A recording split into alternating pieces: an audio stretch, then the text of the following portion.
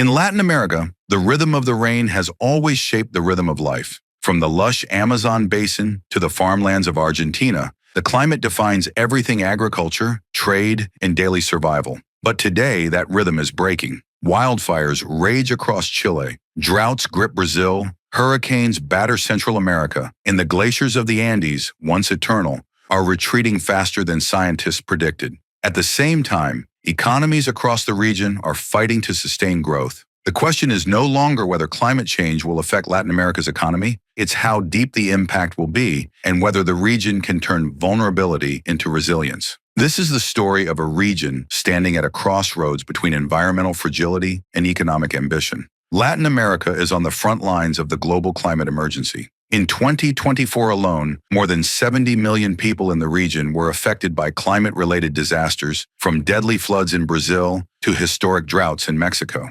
Extreme heat waves have slashed crop yields, while wildfires in the Amazon have accelerated deforestation, destroying vital carbon sinks that stabilize the planet's climate. In the Andes, glaciers that feed major rivers are melting at record speed, threatening water supplies for millions. The UN's latest climate report warns that Latin America faces a triple climate threat: increasing frequency of natural disasters, declining agricultural productivity, and rising food insecurity. For countries like Bolivia, Peru, and Colombia, this isn't a distant warning, it's a daily reality.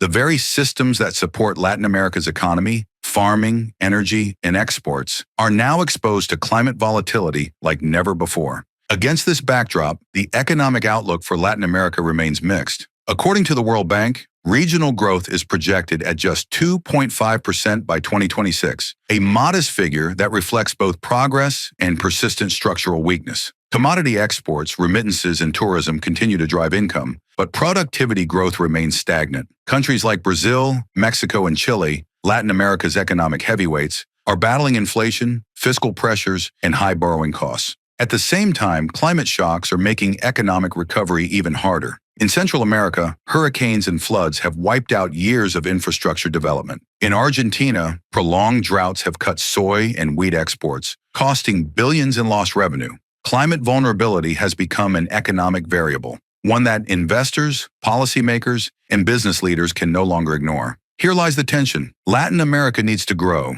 but growth itself depends on a stable climate. Every flood damages roads and ports. Every drought reduces electricity from hydropower. Every wildfire destroys arable land. According to the Inter-American Development Bank, climate-related losses could cost Latin America up to 5% of its GDP annually by 2030 if adaptation measures fail to keep pace. And yet, there's another side to this coin. The same forces driving vulnerability could also drive innovation. As governments and businesses scramble to adapt, new industries are emerging, from renewable energy projects in Chile's deserts to climate-smart agriculture in Colombia and Mexico. Latin America's transition could redefine its economic model if managed wisely.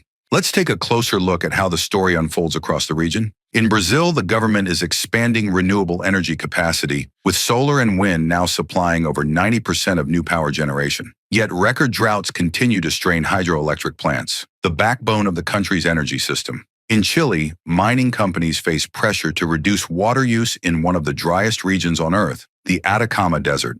Lithium, a critical mineral for electric vehicles, may fuel the green revolution, but it's also intensifying local resource conflicts. And in Central America, nations like Honduras and Guatemala are investing in flood-resistant infrastructure, aware that every hurricane season brings billion-dollar losses. These examples underscore a harsh reality. Resilience requires long-term planning, foreign investment, and institutional trust. Three things Latin America often struggles to secure, but momentum is building. International climate funds, private investors, and regional banks are channeling capital into sustainable infrastructure and adaptation programs. The challenge is turning short-term aid into long-term strategy. Latin America stands at a defining moment, where climate vulnerability and economic growth are no longer separate challenges, but two sides of the same coin. The question for leaders, investors, and citizens alike is simple. Can the region transform its fragility into strength and build an economy resilient to both the storms of nature and the storms of markets?